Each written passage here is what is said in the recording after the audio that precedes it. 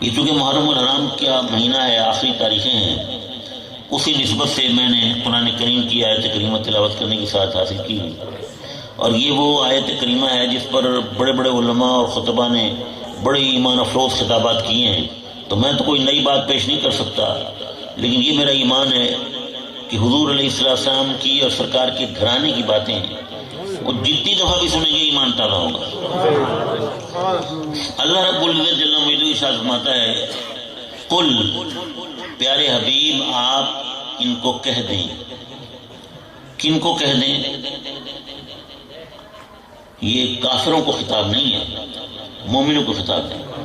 وہ ہے نا قل انما انا بشر مثلکم، وہاں جو قل ہے وہ کافروں کو خطاب ہے، اور یہ جو قل ہے یہ مومنوں کو خطاب ہے۔ یہ ہمیں فرق رکھنا چاہیے۔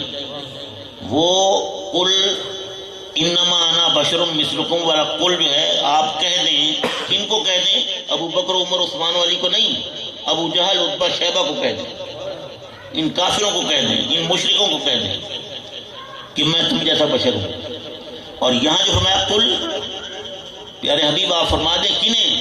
اپنے ان غلاموں کو، ابو بکر عمر عثمان کو، ابو طلحہ کو، زبیر کو، سعد بن ابی وقاص کو، اپنے غلاموں کو آپ کہہ دیں، قل لا اسألکم علیہ اجرا، میں تم سے اپنے کار رسالت کا کوئی صلہ نہیں مانگتا۔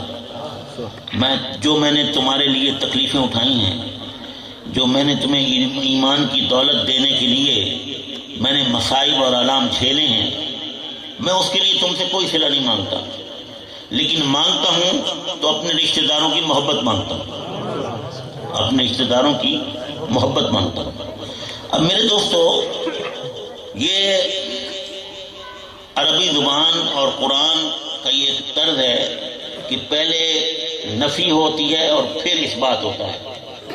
جیسے کلمہ ہمارا کہ لا الہ، کوئی معبود نہیں، کوئی معبود نہیں، اور بعد میں الا اللہ، کہ اللہ تو معبود ہے، اس کے علاوہ کوئی معبود نہیں۔ تو یہاں فرمایا میں تم سے کوئی اجر نہیں مانگتا، قل لا اسألکم علیہ اجرا، میں تم سے کوئی اجر نہیں مانگتا، لیکن آگے مانگتا ہوں کیا؟ الا المودۃ فی القربى، جو میرے عزیز ہیں، جو میرے رشتہ دار ہیں، جو میرے اہل بیت ہیں، ان سے محبت میں مانگتا ہوں۔ اب میرے دوستو، بات یہ ہے کہ حضور نے یہ نہیں فرمایا کہ میری جو فرما برداری کرتے ہیں ان سے محبت کرو، یہ نہیں فرمایا کہ جو میرے اطاعت شعار ہیں ان سے محبت کرو، نہیں فرمایا میرے رشتہ داروں سے محبت کرو، میرے اہل بیت سے محبت کرو، میری آل سے محبت کرو، جس سے بھی میری نسبت ہے قرابت کی، رشتہ داری کی، اس سے محبت کرو۔ حالانکہ اس دین کے اندر رشتہ داری کی اہمیت نہیں ہے، دین کے اندر اطاعت اور فرما برداری کی اہمیت ہے، دین کے اندر اطاعت اور فرما برداری کی اہمیت ہے۔ میرے دوستو، حضرت نوح علیہ السلام کا بیٹا تھا نہیں تھا، سگا بیٹا تھا، لیکن باپ کا نافرمان تھا نا۔ تو جب طوفان نوح آیا تو حضرت موسیٰ علیہ السلام نے تو حضرت نوح علیہ السلام نے تو کہا، یا اللہ تیرا وعدہ ہے میرے اہل کو تو بچائے گا، یہ میرا بیٹا ہے، اسے بچا لے طوفان نوح سے۔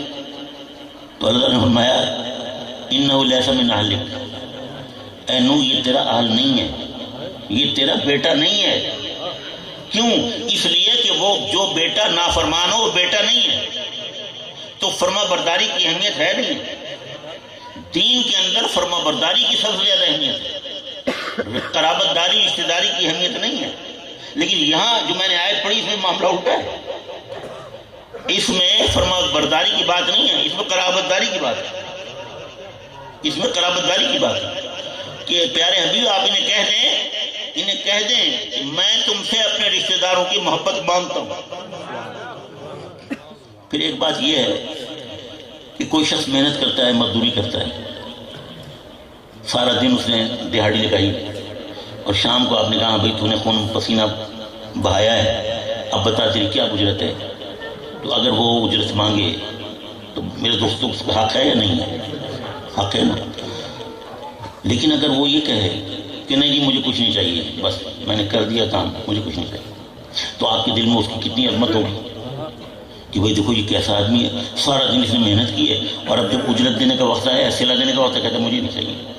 تو صلہ نہ مانگنا یہ عظمت کی دلیل ہے نہیں؟ صلہ نہ مانگنا عظمت کی دلیل ہے۔ اور انبیاء کا مزاج بھی یہی ہے۔ حضرت ابراہیم علیہ السلام اور دیگر انبیاء کرام کے قرآن کے اندر آیات موجود ہیں کہ ان کے لوگوں نے ان سے کہا ہم آپ کو کیا صلہ دیں؟ تو انہوں نے کہا ہمیں تم سے کوئی صلہ نہیں چاہیے، ہم لیں گے تو اپنے رب سے صلہ دیں گے۔ حضرت نوح نے بھی فرمایا، حضرت ابراہیم نے فرمایا کہ ہم صلہ لیں گے تو اپنے رب سے لیں گے۔ دیگر انبیاء یہ کہہ رہے ہیں کہ امت مانگ رہی ہے، پوچھ رہی ہے کہ جی ہم آپ کو کیا صلہ دیں، ہم آپ کی کیا خدمت کریں، تو وہاں نبی کہہ رہا ہے کہ نہیں مجھے تم سے صلہ نہیں چاہیے، مجھے رب سے صلہ چاہیے۔ اور یہاں حضور علیہ السلام کو اللہ تعالیٰ فرما رہا ہے کہ پیارے حبیب اپنے غلاموں سے مانگو، صلہ مانگو، غلاموں سے مانگو، صلہ مانگو، کس چیز کا؟ کار رسالت کا۔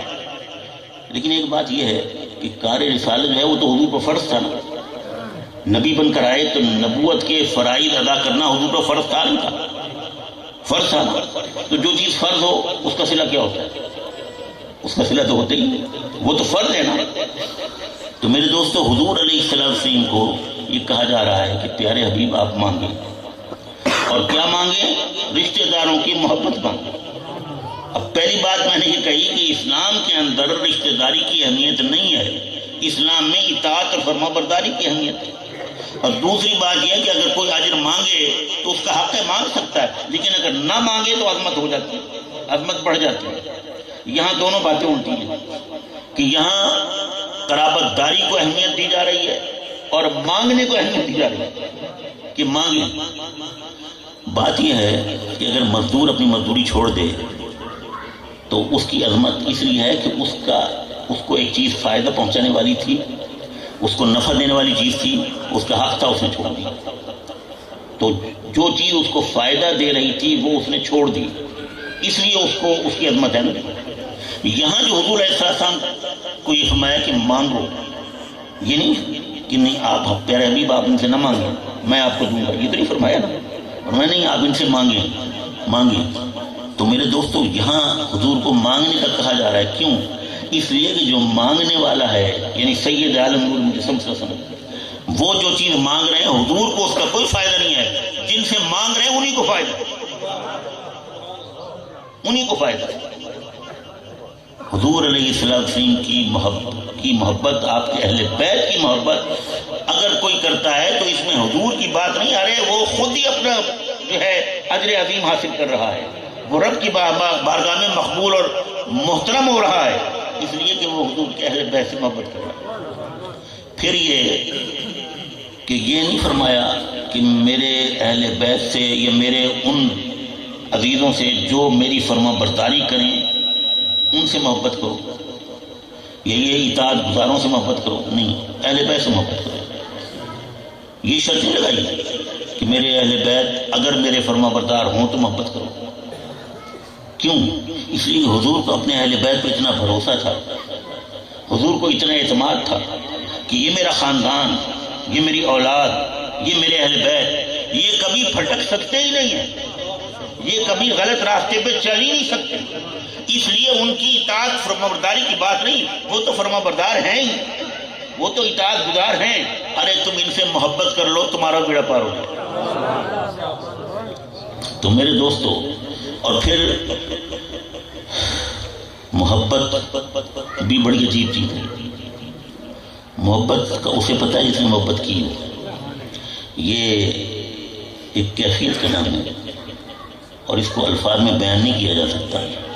جیسے ایک شخص فرض کریں شعلوں کے اندر گھرا ہوا ہو، آگ میں جل رہا ہو، تو دیکھنے والوں کو تو شعلے نظر آئیں گے، اور شعلے تو بڑے خوبصورت ہوتے ہیں، سرخ شعلے جو بھڑک رہے ہوں، لیکن جو شخص ان شعلوں میں جل رہا ہے وہ جلن، وہ تکلیف، وہ درد وہی محسوس کر سکتا ہے، وہی محسوس کر سکتا ہے، دوسرا محسوس نہیں کر سکتا۔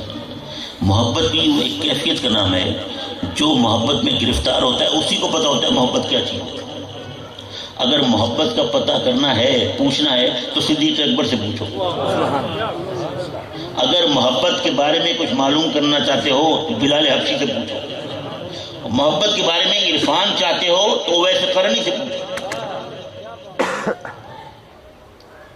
وہ کسی نے کہا ہے نا کہ فیضان محبت عام تو ہے، عرفان محبت عام نہیں. فیضان محبت عام تو ہے، عرفان محبت عام نہیں. ارے محبت کا فیض تو ہر جگہ ملے گا، لیکن محبت کی حقیقت اور اس کا عرفان یہ کسی کسی کے حصے میں آتا ہے. اور میرے دوستو، محبت میں مختلف درجے ہیں. ایک درجہ ہے فنا الفنا کا. فنا الفنا، جو فنا ہوتا ہے اسے یہ بھی نہیں پتہ چلتا میں فنا ہو گیا. اسے فنا ہو کر نہیں پتہ چلتا کہ میں فنا ہو گیا. اور وہ ہے فنا الفنا کا کہ وہ فنا ہو کر بھی باقی ہوتا ہے. مثال میں دوں، ایک پانی کا قطرہ خشک ریت پر گرا، فنا ہو گیا، اس کا وجود ختم ہو گیا. اور ایک پانی کا قطرہ سمندر میں گرا، وہ بھی فنا ہو گیا، اس کا وجود ختم ہو گیا. لیکن جو پانی کا قطرہ خشک صحرا میں ریت پر گرا وہ ایسا فنا ہوا کہ اس کا نام و نشان مٹ گیا. لیکن جو قطرہ سمندر میں گرا وہ فنا تو ہو گیا، لیکن اب وہ فنا ہو کے ایسا باقی ہوا ہے کہ اس کو فنا کرنے کے لیے پورے سمندر کو فنا کرنا پڑے گا. پورے سمندر کو فنا کرنا پڑے گا. تو میرے دوستو، یہ وہ مقام ہے فنا الفنا کا کہ فنا الفنا ہو کر پھر جو بقا ملتی ہے میرے دوستو، اس کو وہی شخص جانتا ہے جو اس مرحلے سے گزرا ہوتا ہے. اور پھر میدان کربلا میں یہی مقام تھا. یہ فنا الفنا کا مقام، یہ فنا الفنا کے مقام سے پھر وہ بقا کے مقام کی طرف. انسانی تاریخ میں کربلا سے بڑھ کر ظلم نہیں ہوا، کہیں ظلم نہیں ہوا. دنیا کی تاریخ دیکھیں، یورپ کی، امریکہ کی، آسٹریلیا کی، افریقہ کی، جتنی آپ تاریخیں پڑھیں، یقین جانیں کربلا سے زیادہ ظلم کہیں نہیں. تو ظلم و ستم کی انتہا ہو گئی. وہ شعر میری زبان پہ آ گئے، آیا نہ ہوگا یوں کبھی حسن و شباب ریت پر، آیا نہ ہوگا یوں کبھی حسن و شباب ریت پر، گلشن فاطمہ کے ہیں سارے گلاب ریت پر. عشق میں کیا لٹائیے، عشق میں کیا بچائیے، عشق میں کیا لٹائیے، عشق میں کیا بچائیے، آل رسول لکھ گئے سارا نصاب ریت پر. اور آل نبی کا کام تھا، آل نبی ہی کر گئے. آل نبی کا کام تھا، آل نبی ہی کر گئے. ایسی نہ لکھ سکا کوئی خون سے کتاب ریت پر. تو میرے دوستو، اہل بیت نے جو قربانیاں دی ہیں، ایک موت کسی گھر میں ہو جائے تو کیا حالت ہوتی ہے. جہاں 72 تن شہید ہوئے ہوں اور میرے دوستوں ان کے سر کاٹ دیے گئے ہوں اور لاشیں اٹھنے نہ دی ہوں. اہل بیت کی لاشیں نہیں اٹھنے دیے. 2 دن 3 دن تک وہ لاشیں پڑے رہے. جد آتے تھے، مردار خور آتے تھے اور جنگل کے درندے ان لاشوں کی حفاظت کرتے، ان لاشوں کی حفاظت. 3 دن وہ لاشیں پڑے رہے بے گور و کفن.